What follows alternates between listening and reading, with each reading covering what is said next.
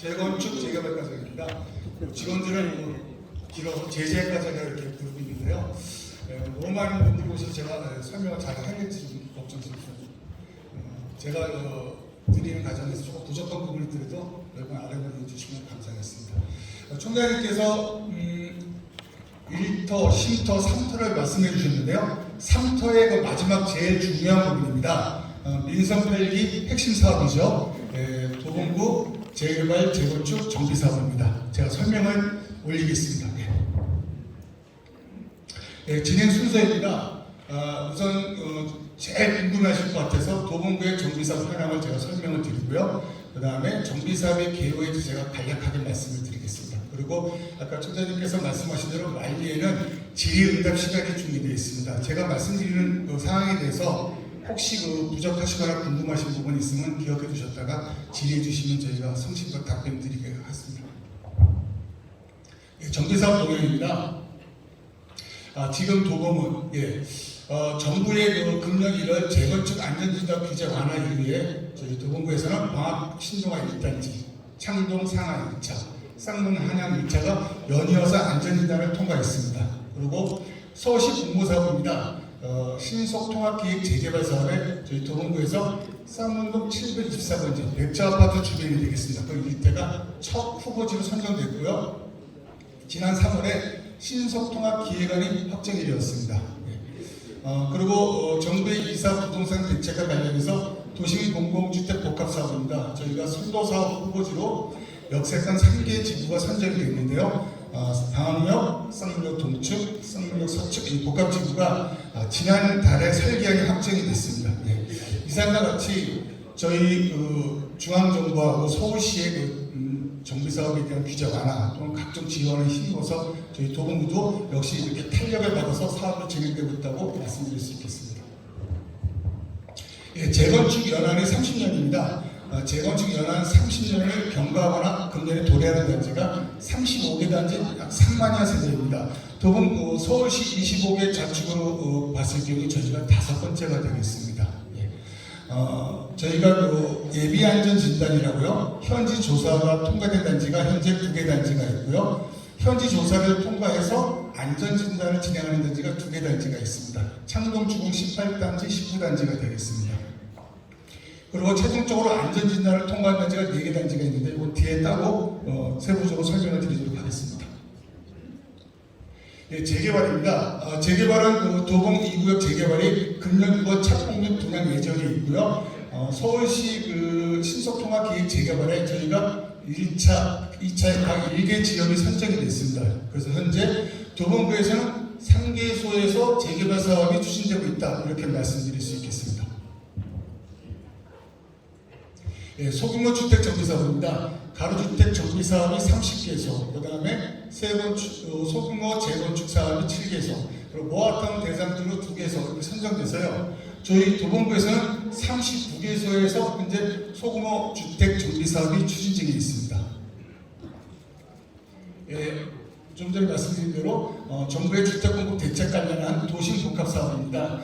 저희 역세권 3개소가 지구 지정이 됐는데요. 당초에는 저희가 후보지로 7개소가 선정됐습니다. 하지만 현재 역세권 3개소가 최초로 사업 최초 복합지구 지정이 되었고요. 현재 설계 공고안이 지난달에 당선돼서 이제 진행 중에 있다고 보고드리겠습니다. 이상 저희 도봉구에서는 60개의 크고 작은 지역에서 정비 사업이 이루어지고 있습니다. 그 중에서 앞서서 진행되고 있는 14개 지역에 대해서 제가 말씀을 드리고요. 기타 지역에 대해서는 아마 배부해 드린 의문이 있을 겁니다. 이후에 저희가 좀 이렇게 세부적으로 기록을 해놨으니까요. 그 부분 참고해 주시면 고맙겠습니다. 재건축입니다. 상암도봉아파트입니다. 상암도봉아파트는 북쪽으로는 한신 아파트가 위치하고 있고요. 아래쪽은 북부지방법원이 있고요. 도봉 이 지역이 보시면은 기존 규모가 4개동에 660세대가 지금 있습니다. 또 2020년에 안전진단규가 기준을 받았고요. 그해 10월에 적정성 검토가 통과돼서 최종적으로 안전진단을 통과했고요. 2021년 6월에 정비계획 입안을 저희 구청에 제출하였습니다. 이 지역이 중공업 지역입니다. 그래서 현재 중공업 지역 내에서 임대주택을 건설했을 때문에 용적률 250%에서 300% 상향하는 그런 내용이 현재 국회에 국토교통이 통과돼서 지금 최종 결과를 기다리고 있습니다. 그래서 그 결과가 확정이 되면은 정비계획 위반을 수정해서 그렇게 해서 다시 진행하려고 준비 중에 있다고 보고드리겠습니다. 다음에 방학 신동아 1단지 아파트입니다.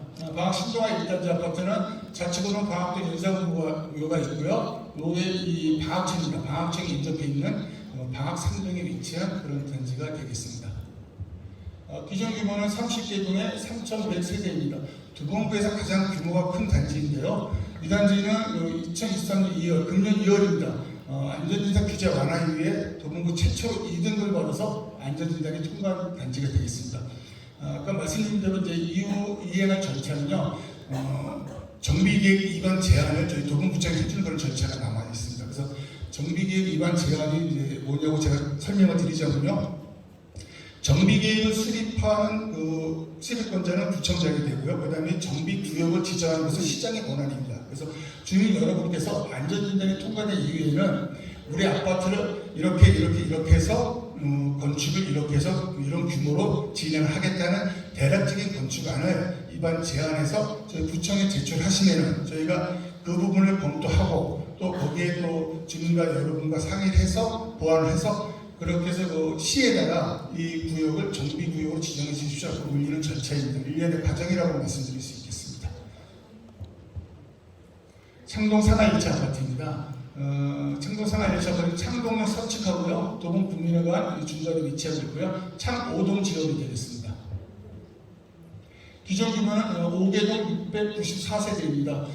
창동 산하 1차 아파트는 22년 10월에 안전진단위가 D등급이 나왔습니다. 그래서 도봉 사만 아파트 같은 경우처럼 적정성 검토를 거쳐야 되지만 완화된 그 안전진단 기준에 의해서 저희 구청에서 적정성 검토 불필요로 저희가 자문회의가 결정을 해서 최종적으로 금년 3월에 안전진단이 통과한 단지가 되겠습니다.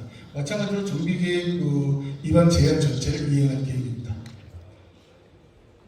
네 번째 마지막입니다. 재건축은 쌍문 한양 2차 아파트인데요. 이 부분이 한인병원이 되겠습니다. 한인병원과 이 도봉구민 중간에 위치하고 있고요. 아래쪽으로는 우이천이 흐르고 있습니다. 쌍문 3동 지역이 되겠습니다. 기존 규모는 8개동에 824세대입니다. 이 단지는 2023년 3월에 신동아 1단지에 이어서 두 번째로 2등급이 통과돼서 안전진단이 재건축이 확정된 단지가 되겠습니다. 역시 주민 여러분께 힘을 모아서 정비계획 수립 위반 제한을 요청할 준비 중에 있습니다. 재건축은 제가 4개 단지 다 설명을 드렸고요. 이제는 제가 재개발을 말씀을 드리겠습니다. 재개발은 3개 지역에서 이루어지고 있습니다. 도봉 제2구역 재개발입니다. 위쪽으로 북부지방검찰청이 있고요. 아래쪽으로 도봉구청이 있습니다. 이 부분이 성원 아파트가 되겠습니다. 이 지역은 도봉 2동 지역이 되겠습니다. 구역 면적이 13,000제곱미터입니다. 이 도봉 2구역 재개발은 2007년도에 정비구역이 지정되고 연이어서 2007년에 사업 시행 기간까지 진행이 됐는데요. 시공사가 두 차례 배치가 되고요. 그 다음에 이쪽에 과거에 도봉시장이 있다 보니까 영업 보상권에 대한 부분이 좀 문제가 있었습니다. 그래서 사업이 한동안 정체되어 있다가 2023년 3월에 관리조금 계획 인가받고요. 현재 규정도 좀 철거가 거의 완료된 상태입니다. 6월, 금년 6월에 철거비 착공이 진행될 계획입니다.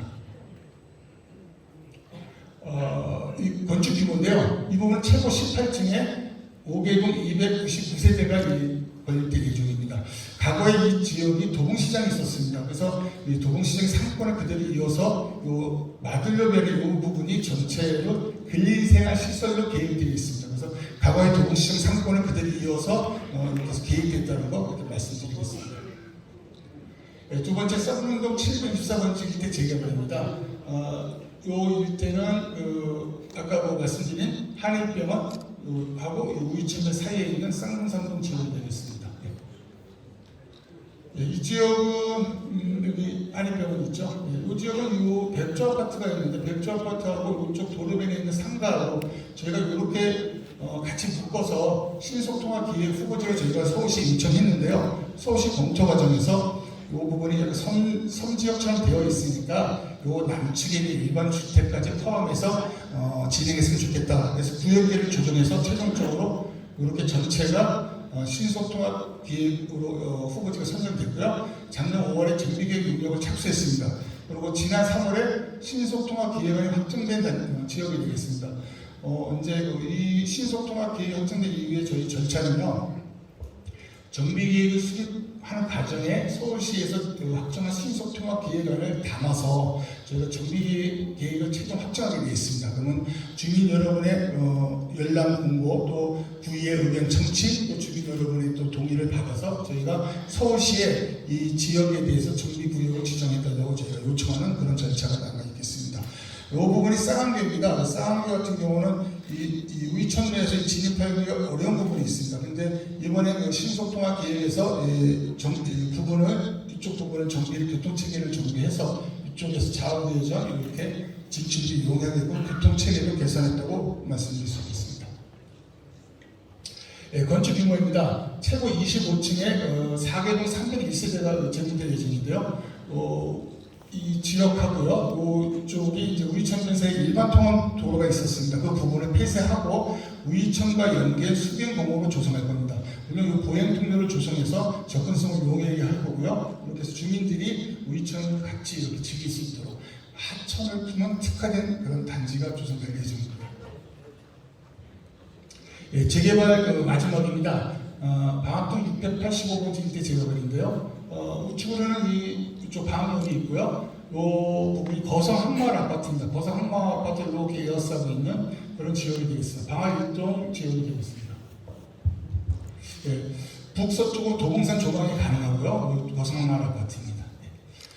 이 지역은 구역면적 72,000제곱미터가 되겠습니다. 이 지역은 노후 건물이 79%가 되고요. 상층 이하 주거 건물이 70%가 되는 노후된 주거 밀집 지역입니다. 그래서 이 지역이 이번에 2022년 작년 12월에 신속통합기획 후보지 2번째 선정이 돼서 금년 현재 4월에 정비계획 능력이 착수 중이라는 걸 말씀드리고요. 또 부연에서 우이 신설 경전처 방어 연장선이 이렇게 현재 이렇게 해서 지나가 그런 예정으로 현재 계획되어 있다고 부연에서 말씀드리겠습니다. 소규모 주택 정비 사업입니다. 쌍밀동 모아타운인데요. 모아타운이라는 것은 서울시 공모 사업을 진행하고 있는 사업입니다. 그래서 일정한 이 지역을 지정해 주면 그 지역 내에서 소규모 주택 정비 사업을 하면 각종 인센티브를 줌으로써 사업을 좀 활성화시키는 그런 사업이 되겠습니다. 저희 도봉구에서는 쌍밀동으로 해서 이 두 지역이 선정되었습니다. 보시다시피 청암빌라 일대에 3만 제곱미터의 한 구역, 그리고 우이빌라 일대에 구역면적 8만 제곱미터에서 한 블록, 이렇게 해서 최대 10만 제곱미터를 넘을 수가 없습니다. 그래서 두 블록으로 나눠서 이렇게 모아타고 선정됐다고 말씀드릴 수 있겠습니다. 잠시만요. 작년 6월에 모아타운 선정됐고요. 11월 달에 모아타운 용역에 지금 착수됐습니다. 금년 하반기에는 이 모아타운 용역이 완료될 계획입니다. 소규모 주택 정비 사업의 소규모 재건축입니다. 창동 대신분당입니다. 창산동 주민센터가 있고요. 그 아래쪽에 위치하고 있습니다. 제가 소규모 재건축이라고 말씀드렸죠. 소규모 재건축은 여기 보시다시피 연립 35개동, 연립만 이렇게 단독으로 구성되어 있습니다. 연립 있는 창동 대신빌라에서 지금 진행하는 사업인데요. 2020년 조합설 인가를 받았고요. 작년 12월에 건축 심의를 완료했습니다. 건축 규모는 지상 6층에 한 개동 122세대가 공급할 예정입니다. 제가 방금 말씀드린 것은 소규모 재건축이었고요. 소규모 주택정비사 두 번째입니다. 이거는 가로주택입니다. 방학 성산빌라 일대가 되겠습니다. 방학 중학교 북측에 위치하고요. 방학 2동에 있는 방학 2동에 위치하고 있습니다. 이 가로주택은 아까랑 다르게 보시죠. 연립 3개동, 다세대 4개동, 단독 1개동 이렇게 혼합되어 있습니다. 혼합된 지역에서 이루어지는 것이 가로주택 사업입니다. 2021년 조합설립 인가를 받았고요. 역시 작년 12월에 건축 심의를 완료했습니다. 공급할 건축 규모는 지상 6층에 2개동 113세대를 공급할 계획입니다. 이상 소규모 주택 정비사까지 제가 설명을 마쳤고요. 이제 마지막 단계 도심복합사업입니다. 도심복합사업은 SH는 LH 공공에서 시행하는 사업입니다. 그래서 신속하게 사업을 진행하고 각종 인센티브를 제공하는 사업인데요. 도시복합 사업이 저희 서울에서 전체 6개 지구가 지정이 됐습니다. 6개 지구 지정된 중에서 영등포에는 1개 지역이 지정됐고요. 은평구에 2개 지역이 지정됐고요. 저희 도봉구에서는 역사상 3개 지역이 지정됐습니다. 그래서 총 서울시에서 6개 지구가 지정됐다는 거 말씀드리고요. 광역 도시복합지구부터 설명을 드리겠습니다. 이게 도봉구청입니다. 이쪽이 방항이고요. 중간에 위치하고 있습니다. 도봉 이동 지역이 되겠습니다. 사진을 보아주십시오. 방항역이고요. 도봉중학교. 구역면적이 8,000제곱미터입니다. 여기에서 350m 이렇게 일회로 되어 있습니다. 이 지역, 여기가 금강교통, 서양교통 금강산원 지역이 되겠습니다. 이 지역은 2021년 선도자 후보지로 선정이 되었고요. 그해 12월에 복합지구 지정고시가 됐습니다. 주민 여러분의 동의가 빨리 이루어지다 보니 단기간에 지정고시까지 이루어졌고요. 그리고 금년 3월에 설계안이 확정이 되어 있습니다.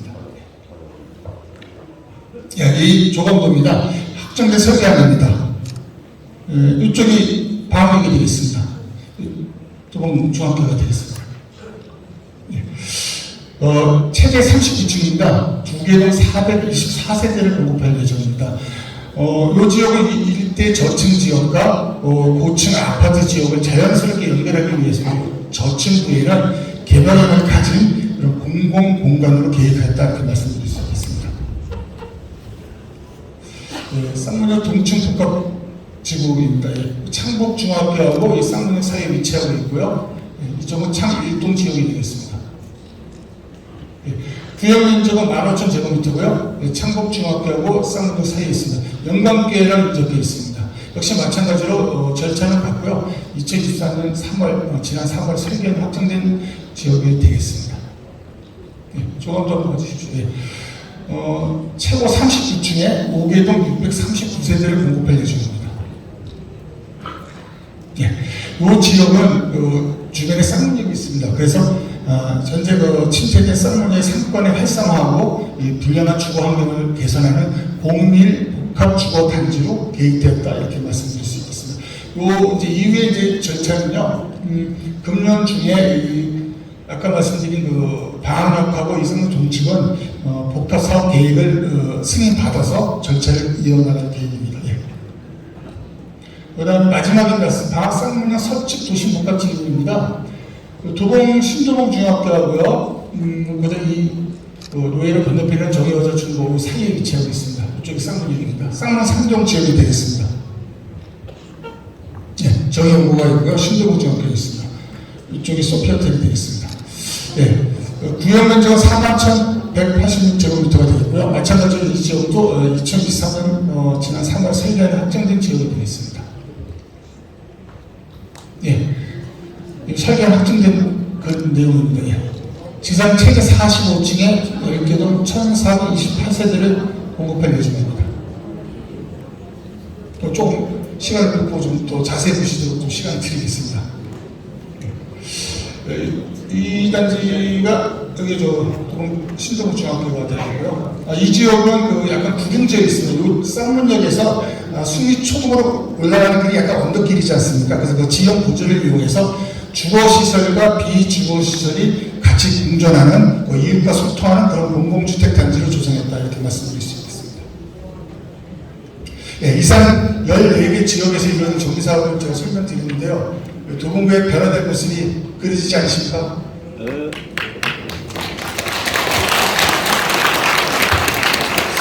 지금까지 제가 말씀드린 사업에 주민 여러분께서 합심하고 같이 해주셔야지 이 사업의 속도가 빨라진다는 거 제가 말씀 다시 드리고요. 그 다음에 이제 정비사업 계획에 대해서 대략적으로 간략하게 보고 드리겠습니다. 정비사업입니다. 정비사업은 크게 재건축, 재개발, 그 다음에 소규모 주택정비, 공공 도시복합사업 이렇게 나눠져 있고요. 국민 여러분께서 알고 계시는 재건축, 재개발은 보통 도시정비법에서 진행되는 사업입니다. 건물의 건축물의 노후도 필요하지만 일단 구역 면적이 10,000제곱미터 이상이어야지 가능하게 되어 있습니다. 그리고 아파트의 경우는 기준 세대수가 200세대 이상이 됩니다. 그리고 10,000제곱미터 미만한 그런 지역에서는 소규모 주택 정비 기업을 위해서 소규모 재건축, 가로주택, 소규모 재개발, 자유주택 이렇게 진행되고 있습니다. 이 두 가지 사업과 다른 유형의 공공주택 특별법이라고 3년 한시적인 법입니다. 이 법에서 진행되는 사업이 도심복합 사업입니다. 이 사업은 이 두 사업과 제일 큰 차이점은 LH, SH 공공에서 주민들로부터 소유권을 넘겨받아서 그 다음 신속하게 사업을 진행한 다음에 아파트로 다시 되돌려주는 그런 사업이 되겠습니다. 재건축하고 재개발 차이점에 대해서 말씀드리겠습니다. 재건축, 재개발은요, 물론 재건축은 기반시설이 양호한 공동주택 단지가 되겠죠. 하지만 재개발은 기반시설도 열악하고 그런 노후된 건축물 밀집 지역이 되겠습니다. 물론 재건축은 안전인단이 반드시 필요한 사항이고요. 가장 큰 차이점은 재건축의 경우에는 용적률에 대한 인센티브를 받기 위해서 임대주택 건설이 선택적인 상황입니다. 하지만 재개발은 임대주택 건설이 필수입니다. 건축 전체 연면적의 10%, 전체 세대수의 15%는 의무적으로 임대주택을 건설해야 된다는 것, 이게 제일 큰 차이점이 되겠습니다. 재건축 안전진단입니다. 재건축 안전진단은 5등급으로 나눠져 있습니다. A, B, C의 경우에는 유지보수, 그 다음에 2등급의 경우는 재건축으로 바로 판정을 하지만요, 조건부 재건축이 D등급의 경우에는 구청장이 결정하게 되어 있습니다. 구청장이 적정성 검토를 위한 장례를 거쳐서 적정성 검토가 불필요하면 바로 정비계획 위반으로 안전진단 확정이 되고요. 적정성 검토가 필요하면 다음 단계인 적정성 검토 단계를 거쳐서 그 다음에 최종적으로 정비계획 위반할 수 있는 재건축 확정으로 가겠습니다. 그리고 이제 추가적으로 또 하나 제가 말씀드릴 거는요. 이게 재건축에 따른 그 안전진단 완화에 대해서 바뀐 부분인데요. 안전진단에 따라서 보면 항목에 보면은 아파트의 구조 안정성이라는 부분이 있습니다. 과거에는 50%의 비율이 있던 부분은 이번에 규제 안 하면서 30% 이제 하향 조정됐습니다. 그것도 중요한 부분이라고 말씀드릴 수 있겠습니다. 재건축 안전진단 비용 지원입니다. 서울특별시 도시 중앙용 정비조례가 개정이 됐습니다. 금년 7월 1일 시행인데요. 여러분께서 가장 시간이 걸리고 주민간의 의견에 안 맞는 부분이 초기 단계에서 재건축 안전진단 비용 모금입니다. 그 비용에 따라서 이 비용의 일부를 또는 전부를 1회 한해서 구청장이 지원할 수 있습니다. 물론 사업 시행 계획 인가 전까지 현금을 반환해야 되고요. 조건은 토지정 소유자 50% 이상 동의를 받아서 저희 구청에 제출하면 저희가 지원하게 되는데요. 세부적인 내용은 서울시에서 별도 지침이 내려올 겁니다. 그러면 저희가 그 내용을 담아서 해당나는 단지에 전체 안내드리도록 하겠습니다. 이 부분이 시행되면 아마 안전진단의 기간이 단축돼서 조금 보탬이 되지 않을까 이렇게 생각하고 있습니다. 정비사업 기간입니다. 정비사업 기간이 얼마나 걸릴까요? 이렇게 적어놨는데 재건축하고 재개발을 설명드리겠습니다. 재건축은 예비안전진단이 통과돼서 안전진단 비용을 모금하고 최종적으로 안전진단을 마치는 기간이 2년, 평균 2년이 소요됩니다. 이 이후에 정비구역을 지정받기까지, 정비계획을 수립하고 서울시장으로부터 정비구역 지정받기까지 약 4년. 이후에 추진위를 구성하고 조합설립 인가받고 사업시행계획 인가받고 관리청구 인가받고 이주착공 준공까지 약 16년의 세월이 소요됩니다. 재개발은 안전진단이 생략되기 때문에 14년, 그래서 평균 15년이 소요되는데요. 이 기간은 최근에 서울시 이 동부권 지역에서 진행된 정비사업에 대한 평균 기간을 적은 겁니다. 절대적인 기간은 아니고요. 주민 여러분께서 힘을 합심해 주시는 이 기간은 충분히 단축될 수 있다고 말씀드릴 수 있겠습니다. 제가 부연해서 말씀드리자면요. 안전진단 반영되는 주민의 동의율이 10%가 필요합니다. 그러면 안전진단 받고 정부구역 지정받기에는 주민의 동의율이 60%가 필요합니다. 정부구역 지정받고 재개발에서는 3분의 2 이상의 주민 동의가 필요한 겁니다. 또 정부구역 지정받고 추진이 승인하기에는 주민의 50% 동의가 또 필요합니다. 조합 설립할 때는 4분의 3, 75%의 동의가 필요하고요. 사업 시행 계획과도 역시 4분의 3, 75%의 동의가 필요합니다. 매 단계를 넘어갈 때마다 주민 동의가 없으면 사업이 진행될 수 없는 가장 중요한 이유입니다. 그래서 이 정비사업은 절차법에 의해서 진행되는 사업이라고 말씀드리는 겁니다. 주민들이 힘을 모아주지 않으면 이 15년이라는 기간도 아까 도봉 2구역에서 보셨다시피 멈췄다가 진행되면 20년, 30년도 갈 수 있다는 거 말씀드리고요. 빨리 가면은 더 빨리 갈 수 있다. 또 서울시에서 또 이 기간을 단축하기 위한 또 여러 가지 또 지원 사업이 있어요. 뒤에 또 말씀드리겠습니다. 바로 이겁니다. 신속통합계획입니다. 정비계획 수립 단계에서 서울시가 애초부터 주민과 구청과 서울시 전문가 모여서 같이 논의하면서 공공성과 사업성 균형을 이룬 가이드라인을 제시하는 이렇게 되어 있습니다. 주민 여러분께서 제시하는 정비계획 아까 입안 제안은 주민 여러분이 하실 때 그 계획은 여러분 위주로 계획을 하다 보니까 공공성이 많이 결여되어 있습니다. 그래서 그런 공공성이 일정 부분 들어가야 되기 때문에 그런 그 가이드라인을 제시하고 그래서 신속한 사업 추진에서 지원하는 공공지원 계획인데요. 보시면은 정비계획 위반을 제한하시면은 구청에서 사전 검토하는데 6개월, 그 다음에 구청에서 사전 타당성 조사하는데 10개월, 그 다음 기초생활병원 계획 세우는데 또 10개월, 정비계획 수립하는데 20개월. 이게 일상적인 기간입니다. 그리고 시장으로서 정비계획 지정받는 12개월, 기존 5년이 소요됩니다. 이 기간을 신속통합기획이라고 통해서 모아서 통합해서 심의를 하게 되면 2년의 기간으로 가능하다. 이게 지금 신속통합기획이고요. 저희는 아직 재건축 아파트 단지에서 이 신속통합기획으로 진행되는 사고는 없고요. 아까 말씀드린 재개발 2기 지역 있지 않습니까? 쌍문동 724번지, 방학동 685번지는 이 신속통합기획으로 선정돼서 지금 진행 중이라는 걸 말씀드리겠습니다.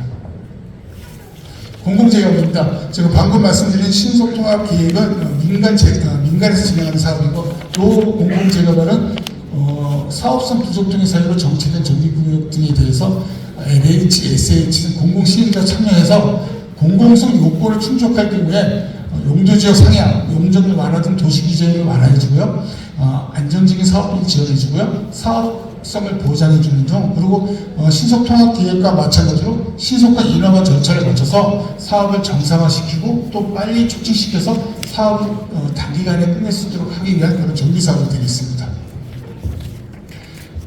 소규모 재건축하고 가로주택이 이 대표적인 소규모 주택 정비 사업의 유형입니다. 아까 제가 말씀드린 게 창동에 그 대신 빌라가 있었고요. 이 가로주택은 그 방학동에 성산 빌라가 있었죠. 마찬가지로 소규모 재건축은 단지만 가능합니다. 아파트 1, 가로주택은 단독 다가구 다세대 이렇게 같이 묶어서 가능한데 조건이 따로 있습니다. 6m 이상의 도로에 쌓여있는 그런 가로구역 요건이 충족해야지 진행되는 사업입니다. 그래서 좀 차이점이 있다는 거 말씀드리고요. 넘어가겠습니다. 네. 기존의 재건축 재개발은 그 정비계획을 수립하고 정비구역을 지정받고 기간이 꽤 길지 않았습니까? 그 기간이 없습니다. 바로 조합설립 동의서 검열받고 조합설립 인가받고 2주 착공 준공까지 가는 기간입니다. 그러다 보니 5년의 기간이 소요된다는 거, 아주 단기간에 사업이 진행된다는 이런 장점이 있겠습니다. 그러면 이런 소규모 주택 정비 사업에 있어서 이 모아탄이 또 나와 있는데요. 모아탄이 뭐냐면요. 아까 말씀드린 소규모 주택 정비 사업을 모아서 관리하는 그런 관리지역을 뜻하는 겁니다. 모아타운은 대규모 재개발이 어려운 노후 저층 주거지 새로운 정비 모델입니다. 그래서 말씀드린 여기 뭐 가로주택 정비 사업이라든지 여기 소규모 재건축이라든지 자율주택이라든지 각각의 이 소규모 주택 정비 사업을 진행하는데 이 모아타운이라고 10만 제곱미터 이내에서 이 지역을 지정해 줍니다. 그러면 이 지역 내에서 진행되는 소규모 주택 정비 사업은요, 주차장 복원 등을 공공이 지원해주고 층층이 용적률을 완화해주고 용도지역을 상향해주고 뭐 지하주차장을 통합해서 같이 쓸 수 있게 해주고 그런 인센티브를 제공하는 겁니다. 이유가 뭐냐면요, 이 각각의 소규모 주택 정비 사업은 나홀로 아파트가 생산이 되는 겁니다. 나홀로 아파트에 따르게 되면은 주변 환경에 대한 부분은 전혀 고려가 되지 않죠. 그래서 이렇게 주차장을 같이 쓰고 맞벽으로 건축을 하다 보면 남아있는 여유 공간이 있지 않습니까? 그거는 주민들이 같이 쓸 수 있는 공원으로 조성한다든지 아니면 같이 쓸 수 있는 주민 커뮤니티 공간을 쓴다든지 이렇게 해서 하나의 단지를 이뤄서 주거 환경을 개선하는 그런 사업이 되겠습니다. 잠시만요. 이 사업은 아까 제가 쌍미동에서 말씀드린 지역이 있죠. 쌍미동 모아탄 저희 도봉구에서는 2개의 지역이 선정돼서 이제 그 진행 중에 있다는 거 말씀드리겠습니다. 도시공공주택 복합사업은 아까 말씀드린 대로 LH, SH 공공에서 신속하게 소유권 넘겨받아서 진행한다는 그런 사업이고요. 이 사업 한번 넘겨주시죠. 보면은 이렇게 보시다시피 바로 후보지 선정해서 복합지구 지정, 사업계획 승인, 이주착공 준공. 역시 정비계획 수립이라든지 정비구역 지정 단계가 없습니다. 7년 정도 소요된다고 말씀드릴 수 있겠습니다. 아까 역세권 3개 지구 제가 좀 설명을 드렸는데요. 그 3개 지구는 현재 복합지구 지정하고 또 사업계획 승인 이전에 와 있다는 거 이렇게 이렇게 말씀드리겠습니다. 사업비율 비교표인데요. 제가 좀 설명을 드렸으니까 넘어가겠습니다. 예, 말씀드린 대로 재건축 재개발은 15년, 소규모주택 정비사업 평균, 또 보시다시피 노원, 포레나 이런 식으로 강북권역에서 진행 중인 정비사업에 대한 평균 기간을 적은 거지 절대적인 수치가 아닙니다. 아까 말씀드린 대로 여러분께서 기간이 길다 이렇게 생각하시는데요. 뭐 기간은 주민들의 의지에 따라서 달라질 수 있다는 거 다시 한번 말씀드리겠습니다. 네. 이상 저희가 총 정비사업 계획에 대해서 말씀드렸고요. 이번에 저희 도봉구에서 금년 저희 재건축 재개발과가 신설돼서 주민 여러분과 같이 하는 그런 정비사업만 몇 가지 좀 소개해 드리겠습니다. 넘어가시고요. 네, 저희가 금년 1월 1일자로 재건축 재개발과 신설됐습니다. 그래서 정비사업 위험물로 재건축팀, 재개발팀, 소규모 정비팀들을 구분했고요. 구분된 팀장들이 전문가들입니다. 그래서 이 업무의 전문성을 향상시키고 각각의 효율적인 업무 처리를 하고 있다 이렇게 말씀드리겠습니다. 네. 우리동네 정비사업 준비 상담실, 아까 총장님께서도 말씀해 주셨는데요. 사업집에 맞추면 상담을 하거나 아니면 현장에서 필요한 경우는 현장에 방문해서 신속한 상담을 하는 거가 되겠습니다. 상시 운영합니다. 아무 때나 전화 주시거나 방문해 주시면 저희가 성실껏 저희가 응대하고 이렇게 안내해 드리겠습니다. 그리고 정비사업 준비 학교입니다. 제가 오늘 설명드리는 부분도 많이 부족하실 겁니다. 좀 더 심화된 가정을 들으시고 싶으실 때는 저희가 분기별 1회 운영합니다. 재건축 사업에 대한 부분은 지난 3월 말에 저희가 이미 진행을 했고요. 2분기, 3분기, 4분기 여러분의 의견을 담아서 저희가 정비사업 주민 학회를 저희가 운영할 계획입니다. 그래서 정비전체 사업의 흐름과 주민 분쟁에 대한 대처 방안을 제시하는 건 주민의 이해를 증진시키고자 저희가 하고 있는 사업이 되겠습니다. 정비사업 소통 간접입니다. 정비사업을 진행하다 보면 주민 간의 분쟁과 갈등 당연히 따라오게 되어 있습니다. 그래서 사업 구역별 현안을 논의한다든지 구역 내 갈등 분쟁을 중재하기 위해서 추진위 조합과 아니면 도봉구, 필요시나 서울시 관계자도 같이 불러서 저희가 같이 갈등 분쟁을 조정하는 그런 역할을 하겠다. 그래서 정비사업 소통 간접입니다. 앞으로도 여러분께서 필요하시면 연락을 주시면 저희가 같이 계획을 세워서 추진하도록 하겠습니다. 네, 이상 저희 몇 가지 말씀드렸고요. 또 유의사항 또 한두 가지 말씀드리겠습니다. 정비사업 조합원 분양권 정리 제한 제한입니다. 조합원의 분양권이 금년 1월에 서초, 강남, 용산, 송파를 제외한 서울시 전역이 투기과열지구에서 해제가 됐습니다. 그래서 과거에는 재건축일 경우는 조합설립 인가 이유라든지 재개발은 관리적 계획 인가 이유에는 분양권을 정리 제한이 금지되는 그런 내용이 있었는데요. 그 부분이 전혀 해제돼서 관계는 없다. 근데 이번에 주택법 시행령이 개정돼서 오늘자로 시행이 되고 있는데요. 일반 분양일 경우는 또 다릅니다. 일반 분양일 경우에는 서울시 같은 경우는 이 지역을 제외해서는 제가 지금 보도자료 본 바로는 1년의 분양권 정리 제한이 되는 걸로 알고 있습니다. 정비사업 저하 위반의 처벌 규정입니다. 도시정비법 형법에 따라서 추진위원장 저하 위반은 형법상 규정할 때는 공모로 준하게 되어 있습니다. 그래서 뇌물 수수한다든지 또 3자의 뇌물을 공모를 요구한다든지 그럴 경우에는 공무원을 준해서 가중처벌을 받는다는 분 유념하여 주시기 부탁드리겠습니다. 정비사업 조합 동의서 처리 규정입니다. 현재 정비사업 동의서를 동의한 경우에는 30일까지만 처리가 가능하고요. 최초로 동의한 날로부터 30일이 지나지 아니하였더라도 창립 총회 이후에는 처리가 불가합니다. 그래서 조합설이 동의를 해주실 때는 이전 유념하셔가지고 동의서를 작성해 주시면 되겠습니다. 예, 이 부분은 이제 서울시에서 최근 3월에 보도자료로 배포한 내용인데요. 공동주택 인센티브를 전면 개선하겠다. 아파트죠. 공동주택의 허용 용적률 인센티브를 개정하겠다는 내용인데 기존에 우수 디자인, 에너지 전략 등 6개 항목에서 인센티브를 주는 부분을 지역 특성과 환경을 고려한 인센티브 체계를 마련했습니다. 그래서 공공보행통로를 만든다든지 열린단지를 조성한다든지 돌봄시설을 만든다든지 했을 경우에는 최고 20%까지 용적률 인센티브를 제공하겠다 이런 내용이 되겠습니다. 여러분들의 건축할 때 이런 부분이 많은 도움이 되리라고 생각하고 있습니다. 네, 저는 여기서 모두 설명을 마치고요. 다음에 질의응답 우리 시간을 팀장님과 같이 갖도록 하겠습니다. 네, 감사합니다. 설명해주신 재건축 재개발관님께